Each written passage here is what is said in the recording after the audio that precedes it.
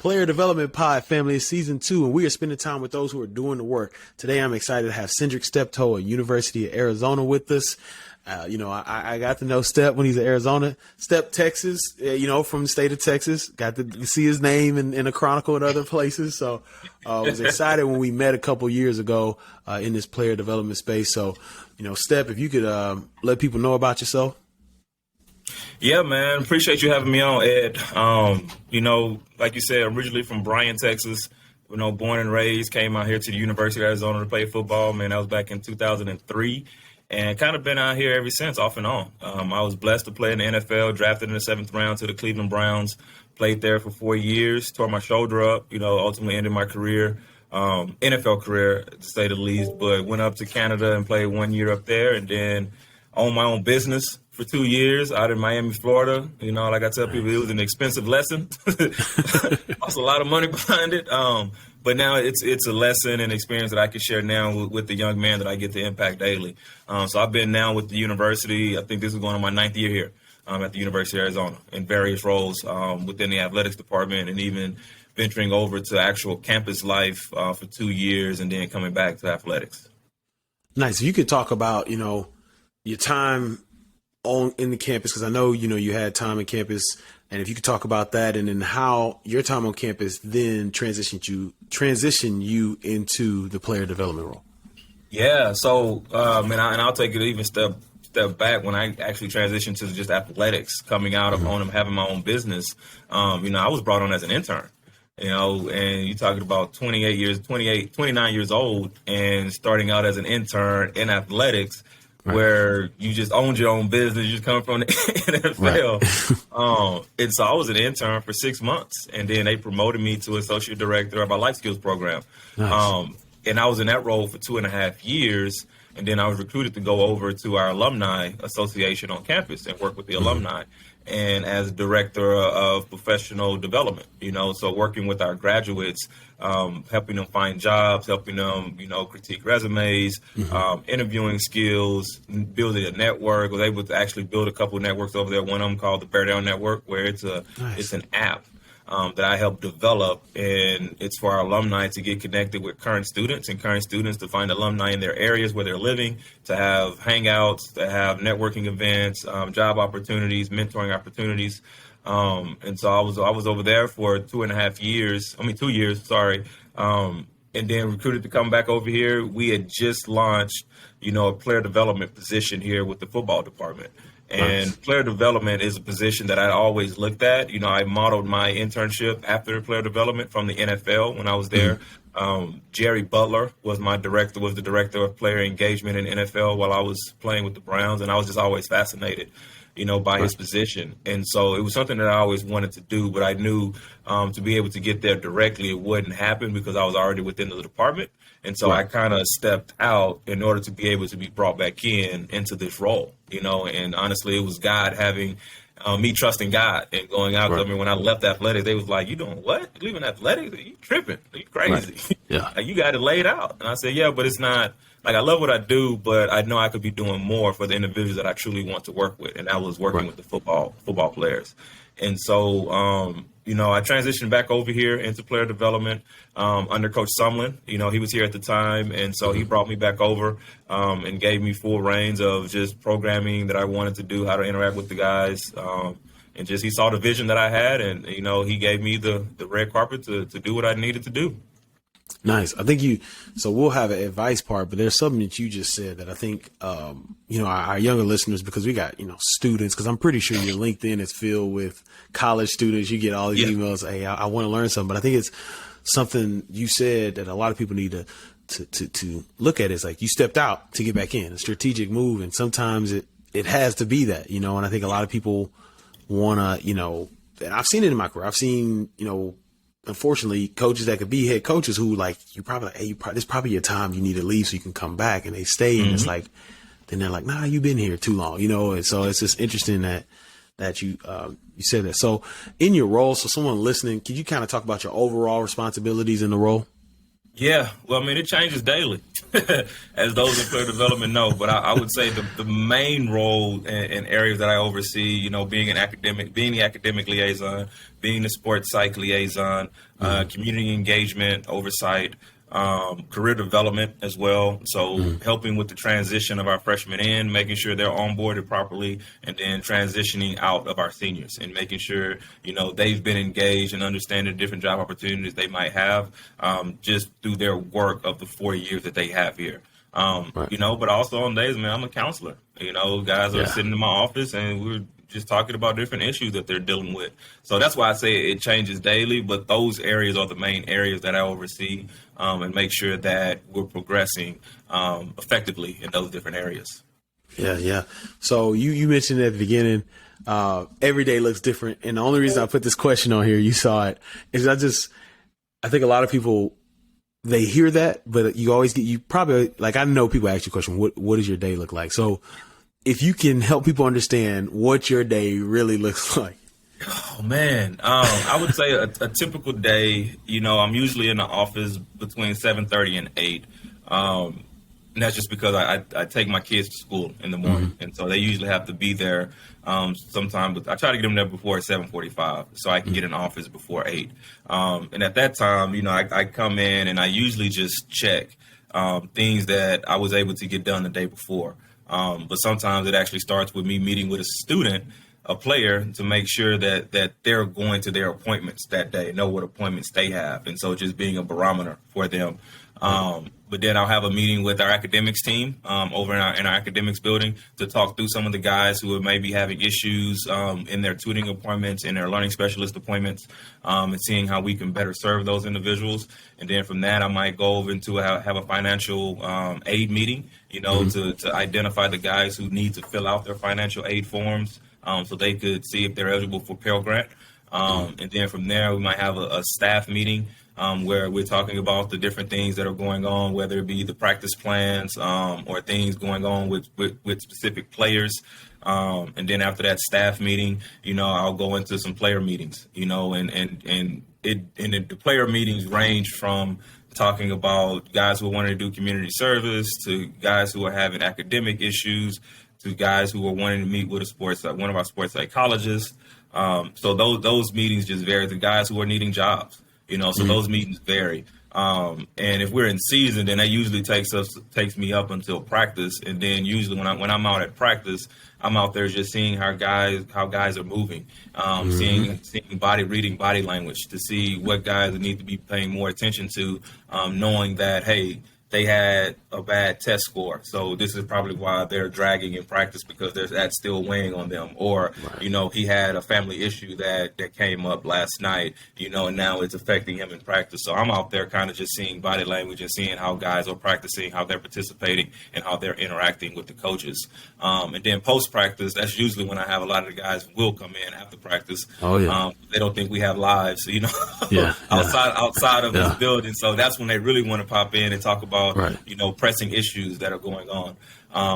So, I mean, that's a typical day for me, or I would say a main day for me, from academics, financial aid, meeting with coaches, the whole staff, and then being out at practice. In the off season, it changes. So I also oversee our guest speakers that we bring in. So we have a program called We Educate Wednesdays, where we have a different speaker that come in on Wednesdays in the off season to speak to the guys about life outside of football. And so that's when I really dive into a program that I oversee. It's called the Fifth Quarter Program, which is Life After Football. And we have a whole leadership development room that was developed by the Deitzer Institute, which is a Houston organization, Brad Deitzer. And so I oversee that, where we have individual kind of small group meetings where we talk about different challenging things to help them be better leaders. And so that's really more of the focus in the off season that I oversee, and make sure our guys are getting that education, that input, that exposure to just life outside of the game. Man, what are you interested in? What are you wanting to do? And then in the summertime, break it down even further. In the summertime, that's when I take a deep dive into our freshmen. As they're coming in and having individual meetings with them from talking about financial education to social life, social aspect. Do a thing called House Party 101. So House Party 101 is a program that I created where I partner with our drama department here on campus, and we have student actors reenact actual scenes that can happen at a house party. And so we have our players, the freshmen, who are in the middle of those cities trying to figure out what's going on. That's awesome. And I do that because I tell them, I said, the things that can get you kicked off this campus the fastest and tarnish your record the longest are the things that we never practice or drill, and that's the nightlife. So I want to reinvent, not reinvent, but recreate situations that can happen and have an honest conversation. So when you're going to these house parties, you're more aware. You're more of a responsible partier, than just going out there and letting it all hang free, and not knowing the consequences that could come of that. And so that's what House Party 101 is designed to do, is to just get them just to think. And when they're at a party, it's for them to be triggered and say, oh, yeah, that's about to happen. Let's leave. Or let me get my boy out of here, so we don't get in any further trouble. And so, yeah, the summers are really designed for, those freshmen and getting them on board so they know what that experience is going to be. But yeah, that's the breakdown from season to off season to summertime of what it looks like for me and how everything just continues to, revolve around those different seasons that we're in. Man, awesome. You dropped a lot on us right there, man. House Party 101. I'm telling you, I'm like, man, that's a gem right there. I appreciate that. You brought up one thing about the players after practice. I mean, they promise, man. It's like, y'all see all these pictures of my family back here. When are y'all? You gonna keep coming in here? When am I gonna see them? So what I used to do is I used to catch them cats when they was doing their post practice, whatever. Yeah. Hey, I used to D-line over. Hey, everybody good? We got. Hey, yeah. All right, cool. Write it down. All right, see me tomorrow. Because it's you go over there. You like, bro, anything pressing, because it's like, all right, if it's pressing, I'm here. But it'd be moments I'll be looking at. I look at cats like, come on, bro. Like, I got you, bro. Like, this is a tomorrow deal. This is a tomorrow deal. I'm gone. Like, yeah. So, yeah, trust me, I understand that, man. It's been plenty of times I look at dudes like, man, come on, dog. Like, I could be my girl right now, Yeah, because they'll get you up, too. Yeah, they'll get you up. Like, hey, Steph, you going to be in your office? I'm going to holler at you right now. Like, it's pressing. Then they get in the office, and they're like, well, I need to purchase this book online, and I don't know how to do it. Like, wait, what? You did all that? Yeah. Like, man, I'm telling you, they'll get you up on the field, send you 2 text messages before they get in the shower. So I'm like, all right, man, this might be an emergency, man. They'll walk in. Hey, coach, man, do you think academics could give me my syllabi? Yeah. I'm like, bro, come on, man. Like, I'm going. Like, I'm going, man. Like, I'll talk to you tomorrow. That is it. But they're young, man, and it's all love. What's the biggest thing that you learned in this role? Oh, man, be transparent. Oftentimes we can work in silos and not be transparent with what's going on with guys. I think that's the biggest thing, is always being transparent and letting the coaches know what's going on with this young man and why he might not be able to get the most out of him, because the young man is dealing with so much more than just playing football. So transparency has been the biggest thing for me, as far as a lived experience of wanting to be better with it, that I've experienced through my time here. Gotcha. This role is a lot of us, one of us holding it down. What does support look like from you? If you kind of talk about support, what does it look like for you? Who does it need to come from? Kind of talk about support in this role. What does it look like to you? Yeah, well, ultimately it comes from the head coach. You have to have the support from the head coach for him to trust you, and to understand the vision and the passion that you have for the young man in the program, and then from that, we talk about taking a little deeper. I am an army of one, and sometimes I let the coaches know, like, hey, you might have 5 guys to worry about, 5 to 10 guys to worry about, depending on what position. Like, I'm trying to worry and deal with 118 guys, but I do have interns. So I usually have 1 or 2 interns that work with me throughout the year, and sometimes in the summertime. But having an assistant would be amazing, and just to break the team up and get a little deeper on relationship building. Just like I tell the guys, like, I'm not going to have an intimate relationship with every guy on the team.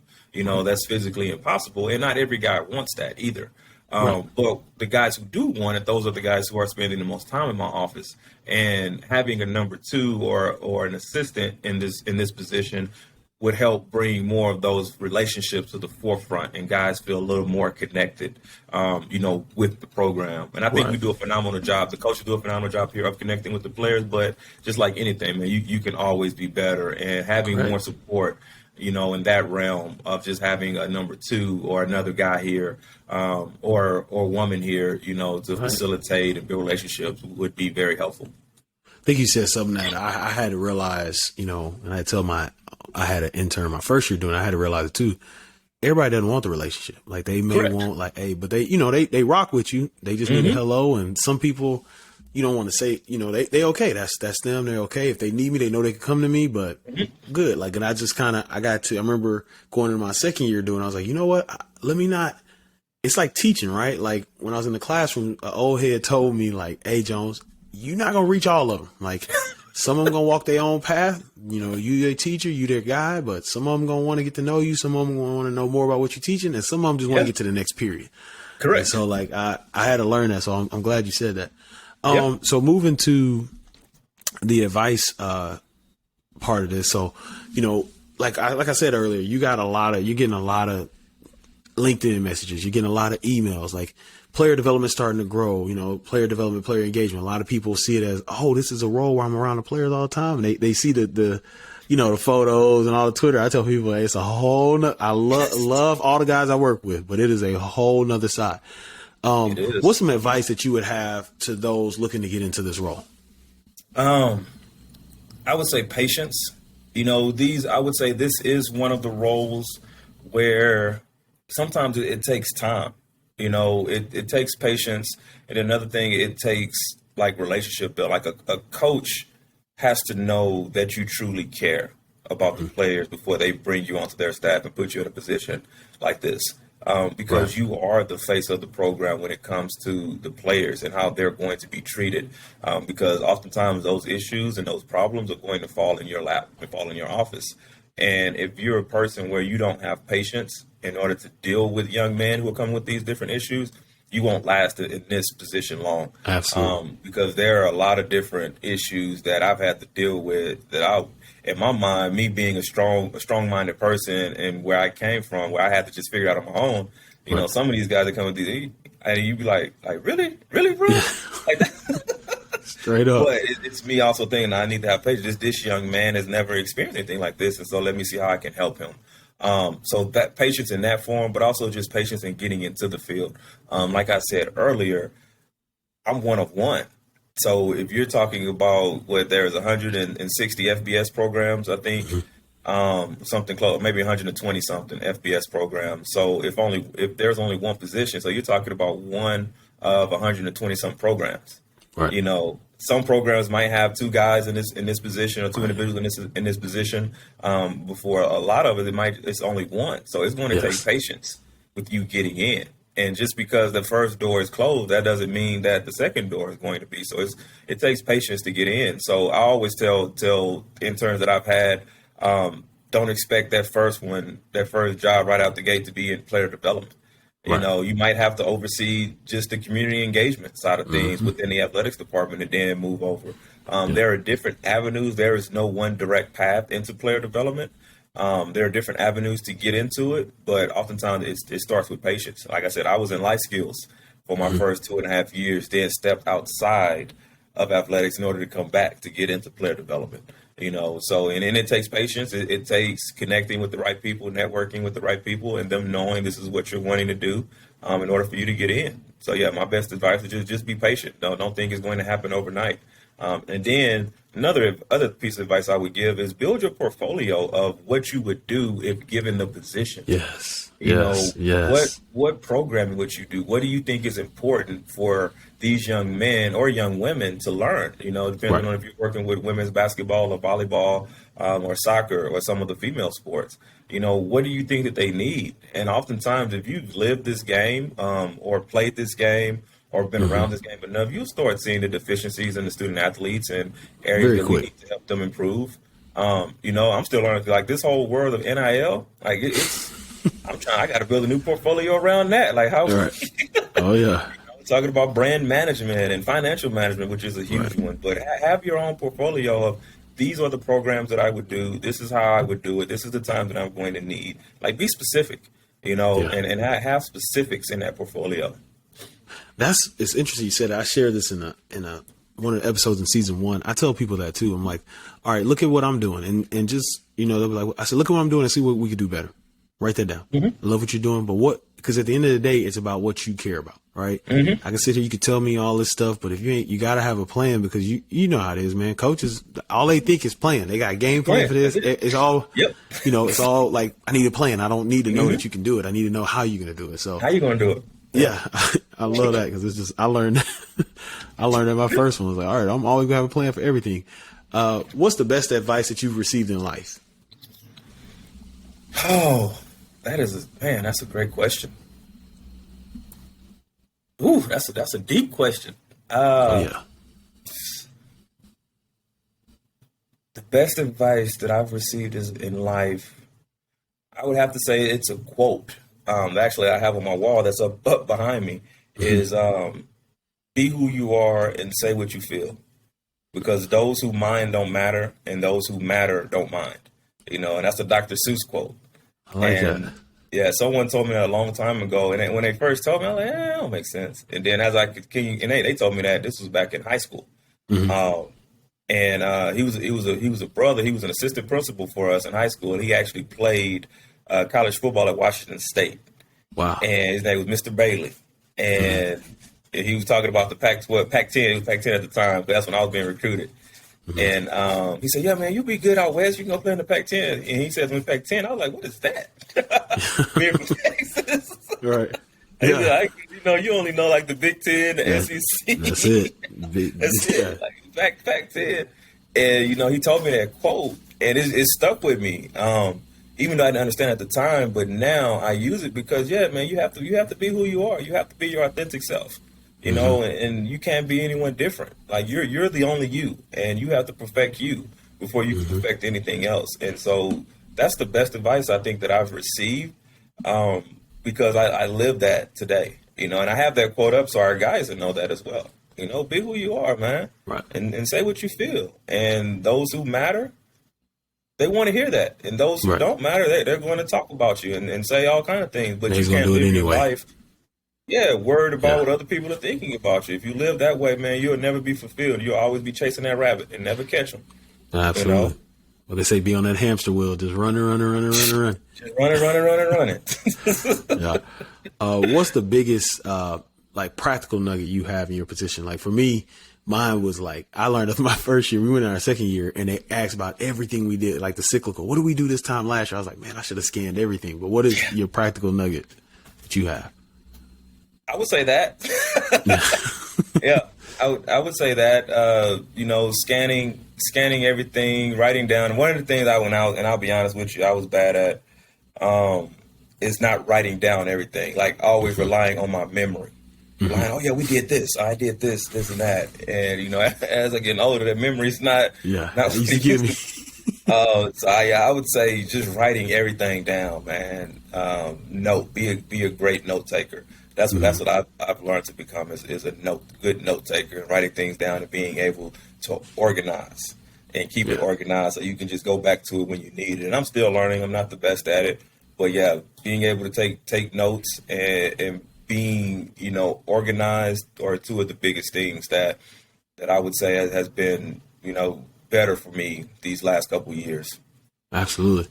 Man, I'm telling you, you could look at that note-taking deal, man, is serious. I went to to the extreme, to a point where people are like, hey, that note, I got this whole note document where it's like, I saw somebody doing academics. This is what we talked about, who was in the meeting, the notes, what's the follow-up, and then what's that? I literally just, because like you say, I'll be like, man, I'll get back to that. And then you come in your office like, oh man, what's going on? So note-taking is very huge.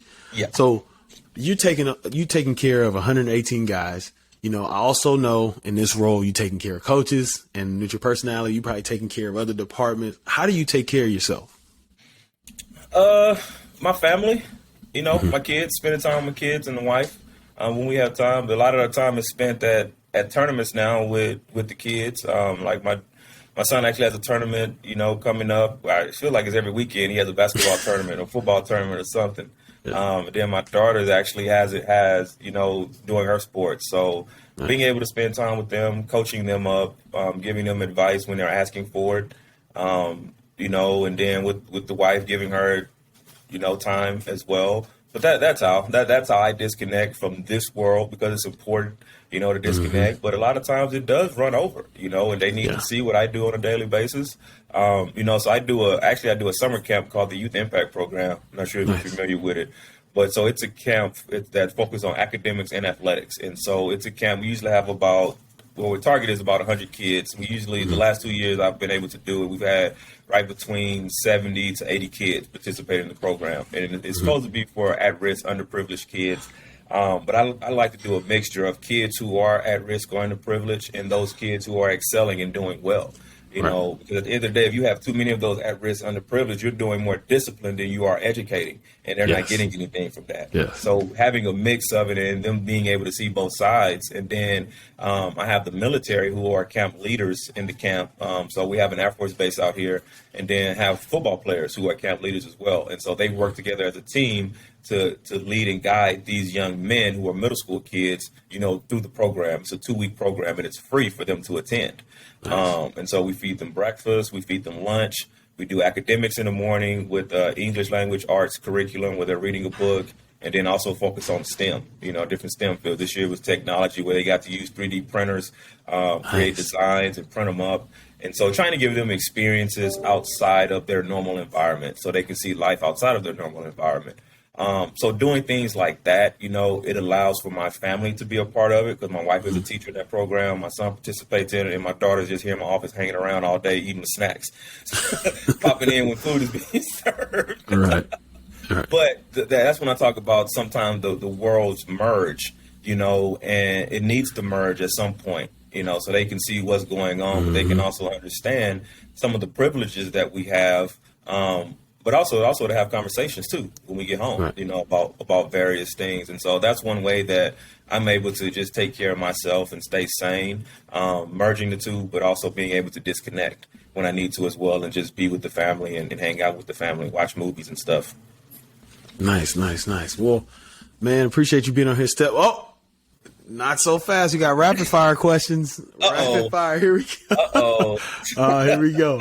First question. What you reading right now? I'm reading a book called The Turnaround Season. And it's about Arkansas A&M and how they were able to turn around their football program. Nice. Is it by Dr. Fritz Hill? No, it's Daniel Donanelli. Okay. I know the last name is Donanelli. Is the last name of it. I don't think the first name is Daniel, but it's definitely Donanelli, the last name. Gotcha. What daily discipline are you working on? Discipline itself. Being more disciplined in my eating, and so trying to be more of a cautious eater as far as what I'm putting in my body as I get older. But yeah, I've always struggled with disciplined eating because I love my sweets. Yeah, so I would say discipline is the daily discipline. That is me. The sweet tooth is it feels like all of them sweet tooth. All of them. All right. Someone gives you, so speaking of eating, someone gives you $25 to eat for lunch in Tucson. Where you going? I'm probably going to, not Cage. It's a barbecue spot. Mr. K's. I'm sorry. I almost went blank on it. Mr. K's. It's a barbecue spot down on the south side of Tucson. That's really good. Yeah. Nice. Okay. Barbecue in Arizona. I have to try that out. Yeah, okay. Man. He can get down. It ain't too many spots. I ain't regular. I barbecue myself. I get down on the grill. So it ain't too many barbecue spots that I'm going to. Actually, he's the only barbecue spot that I'll go to. Nice. Mm-hmm. That's good to know. All right. Somebody gives you $125 for dinner. Where you going? Ooh. We're probably going up. Well, you said in Tucson. You can check if you want to go up to. I would say, because one of my favorite restaurants is Papados. So they got a Papados up in Phoenix that we'll probably hit up this weekend because it'll be a good one to go and get some good food in. Good old Papados. That's y'all Texas right there. Texas, man, you know it. I will say that seafood platter has gotten a little smaller the more they've gotten out and franchise. Papa Do's, Man, I get the catfish, the blackened catfish. I already know. Man, I got that one time, and I can't remember if I was coaching. I was like, man, I'm about to spend this on this catfish. After I finished eating, I said, I'm glad I spent that. Yeah, I'm glad it's worth every penny. $42, I think, is what it costs. Yes, right? I know every penny. I was like, man, I'd eat that again right now. All right, if you could join a band or music group, past or present, who would it be? Ooh, Boy's the Man. Oh, that's a good one. Yeah, Boy's the Man. I would figure out something in the background because I couldn't sing like them brothers, but yeah, Boy's Got to catch one of them harmonies. Ooh. Hey, they be harmonizing, man. Yes. All right. Who would you co-star in a movie with? Which actor would you co-star in a movie with? Action and comedy. Comedy, gotta go Kevin Hart. Gotta go Kevin Hart. Yeah, anything Kevin Hart, I'm watching and eating up. Yeah. Action, I would probably say Jean-Claude Van Damme. Oh. Like, I'm gonna take it back to the 90s, man. JVD. Late 80s and 90s. Oh yeah. Jean-Claude Van Damme, man. When that man used to do them splits, I don't know if you ever watched Jean-Claude Van Damme. He do them splits, the roundhouse kick. Yeah. Mm-hmm. Oh yeah. Growing up, man, it was Jean-Claude Van Damme, man. Oh yeah. No doubt. All right. Sport you wish you would have played growing up. Shoot, I felt like I played soccer. I didn't play soccer. Yeah, I wish I would have played soccer. Okay. And then how can our, followers it's not really a question, but it's the end of it. How can our followers follow you, those who are listening? How can they follow you and support you? Yeah, man. I mean, I'm on Twitter. Syndric. I got a unique name, so it's not hard to find. Instagram, Syndric as well. Facebook. I'm on Facebook. So if you talk about social media, those would be the best ways to connect with me. I mean, people can email me as well if they have any questions. It's just Steptoe at Arizona.edu, just to follow up. But I mean, as far as support, I think social media would be the best way. Just, and I'm terrible at posting. I need to get better, honestly. I need to get better. I'll try to get better. That's one of my goals. This season is to get better at posting things, posting accomplishments, just so people can check in and see what I'm doing more regularly and understand, the life of, player development, player engagement from my perspective. Nice. Well, Syndric, appreciate you being on here, Step. Man, it's been good, man. I'm so proud to get to know you, man. And you've been crushing out there in Tucson for 9 years. I think they're going to give you the key to the city at some point. They already have it. Maybe you already have it. But nah, not yet, man. They got that sucker locked away somewhere. I need to find it. Gotcha. But thank you so much for coming on the Player Development Pod. No problem, man. Thanks for having me. Appreciate it.